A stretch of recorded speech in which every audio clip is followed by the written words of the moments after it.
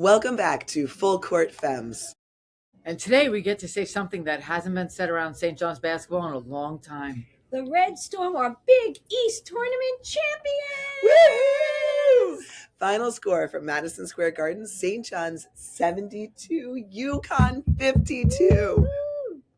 Not a squeaker, not a late escape, a statement win for the title. For the title. Let's just sit in yeah. that for a moment. Oh my God. Now, Annie, we should talk about your prediction because it is the last one of the season.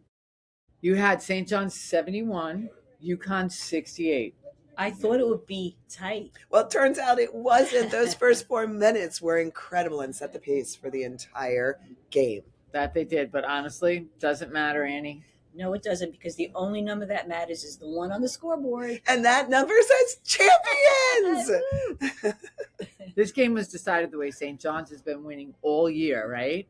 Defense, rebounding, and balanced scoring. The Red Storm controlled the paint and forced UConn into tough shots all night long. Nobody got rhythm last night. The Huskies really couldn't even dish it out for anybody to shoot the threes that they were showing up with the night before. It was unbelievable. So let's start with Zuby Ejiofor, who once again dominant in the middle. He finished with a strong two-way performance, controlling the glass and protecting the rim. Exactly the kind of play that earned him most outstanding player of the tournament. Woo! And that's well deserved. But Zuby wasn't alone in this endeavor, right? Bryce Hopkins delivered another big game, scoring, rebounding, and attacking the basket when the offense needed a lift. Then Dylan Mitchell, who brought the defensive energy and athleticism that disrupted UConn's offense all night. All right, Hopkins, Mitchell, and your guy Zuby all joined the all-tournament team last night. Woo! Which tells you exactly how central they were to winning this championship run.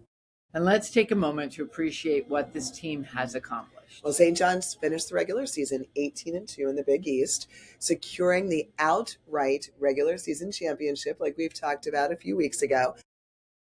And then they came to the Garden and won the Big East Tournament title. Which means something even bigger. Well, it means that St. John's is the first team in Big East history to win back-to-back outright regular season titles and back-to-back Big East Tournament championships. That's not just a good season, that's a historic run. And for us, this moment feels pretty special too. When we started Full Court Femmes, we were a bunch of women talking about basketball, and we had a charter. It was very simple. Cover the Big East from start to finish. Every game, every matchup, every story. And now here we are, ladies, at the end of the season with St. John's standing at the top of this conference. Of course, the season isn't completely over. The next chapter is the NCAA Tournament. But as far as our regular coverage goes, this is where we pause. So we want to thank everyone who followed along with us in this inaugural year of Full Court Femmes.